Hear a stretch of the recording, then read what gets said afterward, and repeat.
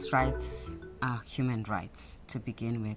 So all of the violations of women's rights that we are familiar with are actually violations of human rights. If you talk about gender-based violence, if you talk about inequality in pay, if you talk about women's underrepresentation in decision-making, all of those are fundamental rights that are just as important to women as they are to men.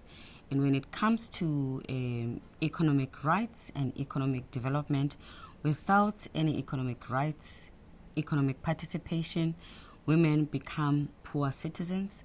Their overall development is compromised, and in fact, development and well-being of nations are significantly compromised. In value terms, we know that the world GDP would be much better if women were involved in the economy to the same extent as men are involved.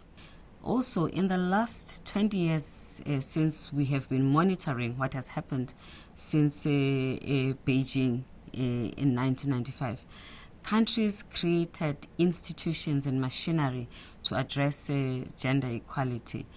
And there's almost no country which does not have some form of institution, but these institutions are hopelessly funded. As a result, the potential for women's program that these institutions are supposed to be carrying out is not realized. They are not as effective. Some of them are supposed to fight against child marriages.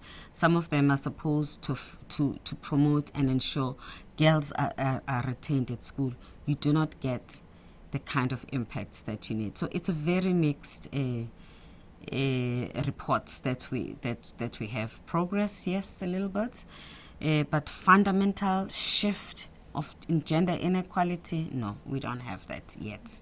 One of the barrier that I think is a big elephant in the room that most of us have not invested enough in addressing is prejudice against women and stereotypes that are there in every society, whether we are living in the most developed country and in the less developed country.